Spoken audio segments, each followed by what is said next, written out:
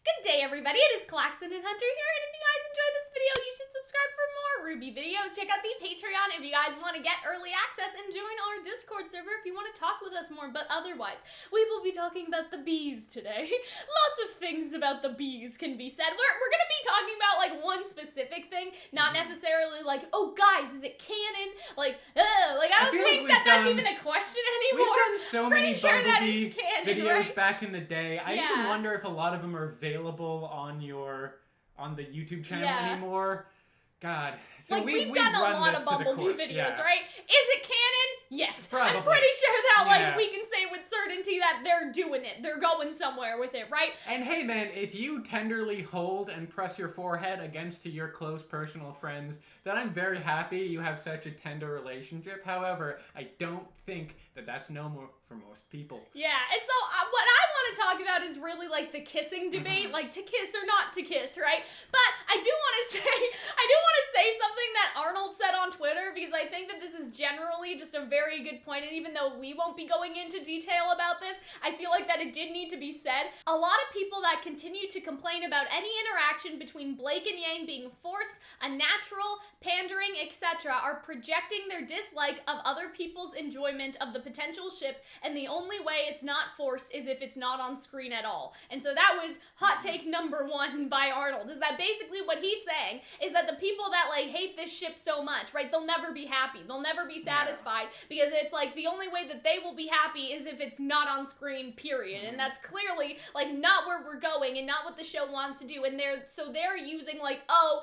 it's being forced, it's being, like, it's unnatural, it's pandering, like, as an excuse to criticize it just because they personally, like, do not like the ship and do not want to see it. Just because you don't like it doesn't mean that it's, like, forced in the writing sense where the writing is bad. Then Arnold said, people that complain about any interactions regarding Bumblebee, think about it, talk about it, and post about how much they dislike it more than any of the shippers post about enjoying it. They low-key ship Bumblebee. And I think that that's also kind of true, too. Like, I have seen, just within, like, the past day, since we had our reaction, like, so many people with this just deep contempt for the ship to the point where they're just writing paragraphs and paragraphs about it, and I'm sitting here and I'm just like, you are thinking about this ship more than anyone else has thought about this ship. Like, if that is the only thing that you can focus on throughout our 2-hour discussion of us doing, like, our live discussion video yesterday, like, so many people are not interacting with any other part of the show. They are only interacting with how much they hate the ship. Like, how can you criticize, oh, like, all the shippers are going crazy, that's all the shippers care about, the shippers don't care about the plot, but you yourself will not make a comment on literally anything else that we talked about within the 2 hours, not our Pita-Pit order, okay? Not, like, literally nothing else that happened, like, during the runtime of our 2-hour live stream discussion. You can only talk about the ship. Why? I don't know. I don't have the answer for that. But I think it was really good Arnold said that. I've said some things. I have also said some things too on Twitter. You also chose violence on Twitter. I also chose violence on Twitter. But yeah, what I want to talk about is the thing about the kissing. And we did talk about this in our live stream discussion, but I feel like that it's important because this topic has a lot of nuance. Because when you think about it, like, historically, it's been very difficult for LGBT people to see, like, their ships become canonized. And you sort of have seen in the past that a very covert way to do it is put those things like holding hands and, like, the head touching and those sort of interactions that aren't explicitly a kiss in order to get away with it when they were trying to incorporate LGBT representation in a time where that would, like, get them in trouble. Like, think about, oh, I don't even know, like, in America they had some sort of association or something, and they needed to be sneaky about, like, that movie association, finding the bads, you know what I mean? There was a lot, there was a lot in comic books. It was famously the comic I'm thinking of movies. Authority. In that, it was a similar thing like McCarthyism and the House Un-American Activities Committee, which was thought that they were, like, communists under every rock and in movies and films. So you ended up having film studios try to not do anything that was remotely communist and communist adjacent, and for some reason homosexuality was communist adjacent. Yeah, I remember, I watched this Lindsay Ellis video the other day, and, like, she started talking about it, like, talking about the movie association thing. I don't remember exactly what it was, though. And so what people want, or what people hope for, is, like, kissing, because kissing is undeniable. Like, think about that fairy tale happily ever after kiss that you see, like, not just in, like, children's, like, media or whatever, but even in like adult like rom-coms, right? Like or that's even in the end, real life. right? And even in real life, like you may now kiss the bride. Like why do we do that? Because it's a signifier of something, right? And so on one hand, I understand why people want to see them kiss, because that is obviously like a big deal of, I guess, breaking down like the wall of like, oh, well, maybe they're just gal pals holding hands, right? So I do understand that. On the other hand, like personally for me, I think that it's also kind of strange that we've gotten to a point where kissing is the only way that we can signify a relationship. And so that is kind of what makes like me uncomfortable, I guess, is that no ship is truly canon unless there's kissing, no matter how romantic the interactions seem to be, right? Like, and so what I can't wrap my head around is why we are catering to like, oh, Bumblebee needs to kiss so we can finally stick it to the homophobes. Like, I get it, but if we as LGBT people know that it's gay, right? Is that also like not enough in a way? And I think that this is a nuanced conversation. You don't need to agree with me, and I'm not saying my perspective is necessarily the right one, but my perspective is that I hope that we can get to a place where it's a mixture of both, where Bumblebee can be recognized being romantic based on the head touch, but at the same time, we would want them to kiss later, and both of those things are fine. That's how I see it. I think that it would have been, like, a moment for them to kiss now. Like, I think that, like, it would have been fine if they did. Like, you know what I mean? Like, it made sense. It would have worked in the moment. But at the same time, like, they can, like, do it later on, and maybe that'll be a better moment. We don't really know, because we haven't seen that better moment in the future. I know that that's, like, such a cop-out of, like, oh, well, let's just wait. But at the same time, like, there could be a better, like, slow-motion moment, kind of like Renora got, whereas this was kind of, like, a 10-second thing of just everyone reuniting, right? And so I feel like that it's not an easy conversation, but at the same time, to me, it's clear that they're doing this, right? People are already mad about it, right? People have already, especially us, like, we've gotten a lot of, like, hate comments of, oh, I'm dropping this show, how dare they include this unchristian stuff in my anime, like, we've gotten comments like that. People are already mad, you know what I mean? People have already left because of this, like, we're done trying to prove something to them. It's just now about, like, us, you know what I mean? Like, it shouldn't be about, like, oh, they need to kiss so it's definitive, so we can stick it to, like, everyone that denies the ship's existence. Like, we already know. We know that. And it's all different flavors. Right? There's flavors of not liking Bumblebee that is just, most of the people I imagine are probably fairly chill, but we don't hear those people. We hear from the people who have, like, religious reasons, and also people who have very secular reasons that are just very shitty, and they have this sort of eternal logic of either when it does show up, it's forced.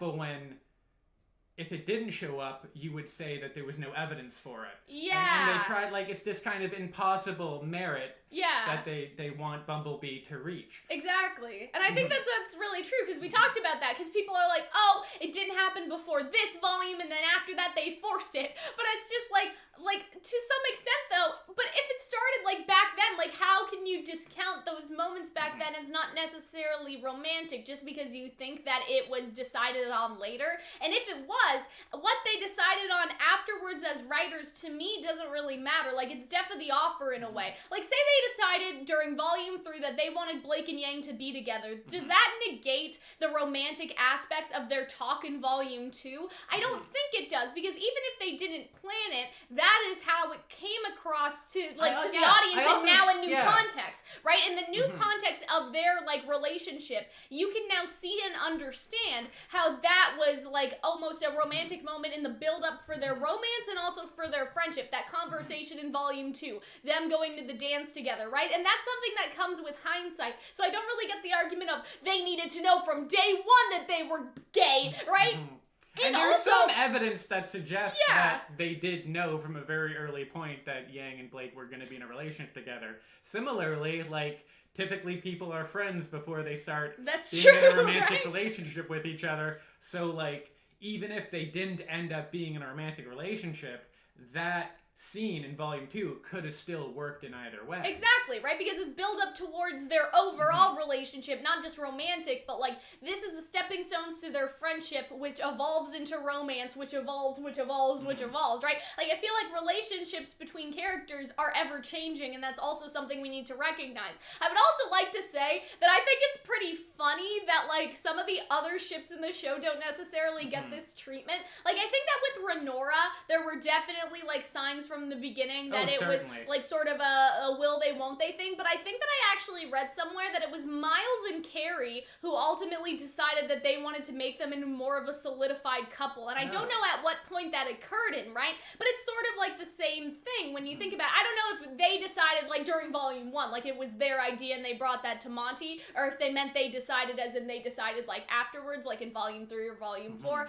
But, like, it's almost the same situation where you see Renora now becoming romantic, and you can look at their Volume 1 interactions and their Volume 2 interactions and be like, oh, that's, like, that was kind of like a hint, or that was kind of a thing, right? That was pointing to something. I would almost argue that Renora was very unsubtle, because in the opening you have Nora being like, you're not handsome, even though you are handsome. Like, those kind of lines.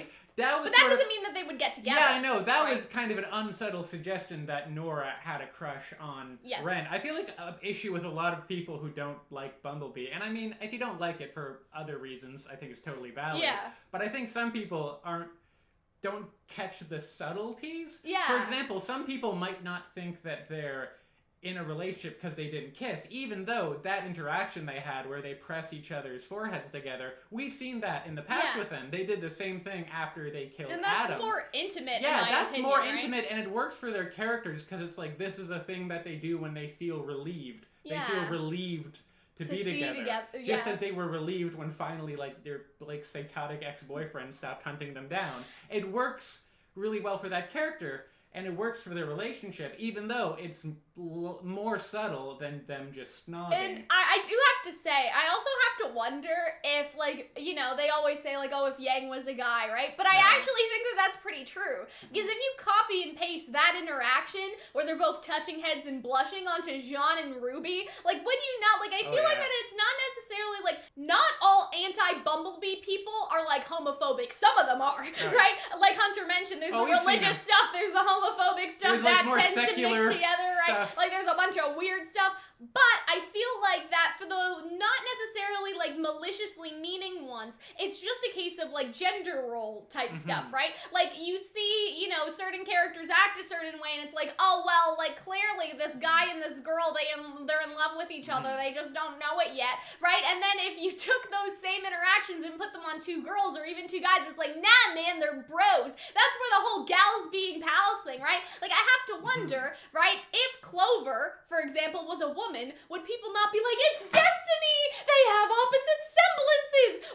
Like, would people not act like that? Like the people that were like, nah, man, they're just bros, right? And I'm not gonna talk about, like, you know, how that, like, ended in terms of RWBY writing, but I'm talking in terms of fan reception. In terms of fan reception, like, the people that normally would, like, see that, like, in a straight ship, right? Because think about it. Like, think about Sun and Blake and how many similarities there are between Sun and Yang, like, in terms of, like, oh, they're opposites. Like, it's the, you know, like, what I mean, it's the sun and the moon. Like, how many people say that? But then you have Yang, who is very similar. Like, there's overlaps. There's a Venn diagram of personality, of, color opposites, of, like, you know, like, fairy tale, like, stuff going on. But then people are like, nah, man, gals, being pals. And I just sit there and I'm like, what do you mean? Because if Yang was a dude and Sun was a woman, I think that people would view Black Sun differently. Because I think that at the end of the day, like, I understand why people thought it would happen because they had a lot of moments together. They hung out, they kind of flirted. I mean, Blake's I meant if they were both men more so, because Blake does kiss Sun on the cheek. And so if that happened, like, between two female characters, I feel like that goes back to what what we were saying earlier of the kiss being a confirmation. But I understand what you're saying, right? I don't blame anyone for thinking that Black Sun was, like, a possibility or something, right? Like, I don't think that's the idea, but I just think in different circumstances they would recognize it as, like, well, clearly Blake has more feelings towards Yang than she does towards Sun, even though they are friendly together and they may have flirted with each other in the past. I feel like, it's addressing those subconscious biases. And I think that's present in some people, but not necessarily everyone. But it's there. That's just something that I was thinking about this morning, was that sort of subconscious thing. And even like, okay, so let's talk about it. I made a tweet, and it was about like this whole like Team RWBY's supposed to be a sisterhood, and like, I understand, first of all, that was not like the direct quote. I talked about that on Twitter, that it was like, this was almost a sisterly moment, because they're bonding over like their strife as huntsmen, like brothers in arms, like brothers in combat. I don't know what you call it, but whatever. So that's like the first thing. But the second thing is, like, how many heterosexual anime couples have started out as the, oh yeah, we're childhood friends, like, I see them as my sister, dating them would be yucky, and then by the end of the anime, they get together and have 3 kids. So even if it was a sisterhood thing, right, I'm looking at you, Full Metal Alchemist Brotherhood, right? Like, even if it was like a sisterhood thing, right? There's so many that go that way. And so I'm like, why is it okay when the heterosexual couples do it, but when the same-sex couples do it, it's like, but that's incest. It wasn't incest when, like, your adoptive brother or sister, like, also, like, kind of had feelings for you, right? And in, like, Full Metal, it's sort of, like, in that weird area, because they've known each other since they were kids. They kind of adopted the boys, but there was, like, 1 degree of separation, and still, like, Alphonse, I think, saw Winry, like, more in that sisterly way, and so they stayed, like, in that brother-sister relationship. But I just think that it's interesting how you have other anime that do this so explicitly, right? Like, ew, like, I could never see myself with them because we're, like, almost like family. We're childhood friends, and then they get together. It's not even just that, like, Disney movies or, like, animated movies, right? Like, think about the Swan Princess movie, okay?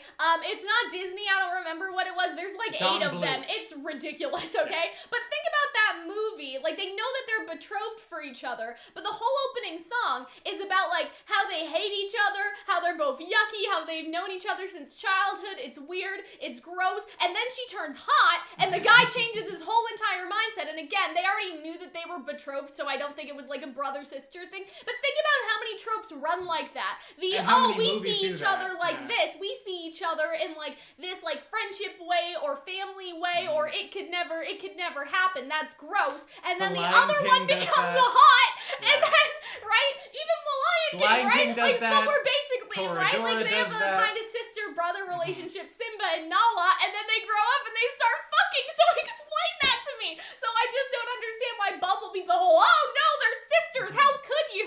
And I think it is people's bias to, straight couples and how things are normal with straight couples, but odd with gay couples. Oh, but it's obvious that Winry and Edward were gonna get together, even though they said that. They didn't really mean that they're like brother and sister with you. They didn't mean that, but Yang and Blake did, even though they never said that. That was like an outside quote from the writers that is also misquoted, so that's a little confusing to me, right? But even if they did, like, I think relationships are ever evolving. Like, you can see someone as a friend, then get into a relationship with them. You could see someone as a sister, and then end up hating them, right? Like, there's so many, and that doesn't need to happen in any which order, right? And so, yeah, that's just my little Bumblebee rant for today. I don't know if you have anything else to say, Hunter. They're dating! That's it. They're basically heavily implied to be, they're basically a romantic couple. They're a romantic couple. The kiss did not happen yet. I think what they did we will get a kiss someday. Even better. We have the poppers for when they kiss. Because I did ask Twitter. It's going to be a celebration. I was like, oh, should we have popped the confetti? And they were like, no, save it. It'll happen. And so I'm like, oh, okay, whatever. It might be in 5 years from now. Yeah. I don't think it'll take that long, honestly. At the very last season of RWBY. But who knows? I don't think it'll be that long. I hope so. Good Lord. I think that it'll be soon. But I also think that what they want to do is give it the same moment that they gave Renora. Because Renora had this whole, like, spinning around the room and this whole long, drawn-out moment. And you can't necessarily have that within this situation or, like, this, like, circumstance, right? And so that's sort of how I see it. But I think that that's basically I also think that I sort of predicted that, like, they would have a brief moment of respite from all the craziness. And then it would get crazy again? And then they would, like, have a little tender moment. I thought they would kiss, they didn't, and then it would get crazy again, which kind of happened. So I feel like I'm taking that as a sort of But our whole thing about Yang and Blake going into the whale, that went out the window. Right, we did make a Bumblebee video. It would become canon because Blake and Yang would think that the other was dead because of the whale blowing up, and they would run into each other's arms. That was the Bumblebee video we made. That wasn't right. Anyways, but yeah, I hope that you guys enjoyed this video. That is basically all from us, and we will see you guys in the next one. Bye!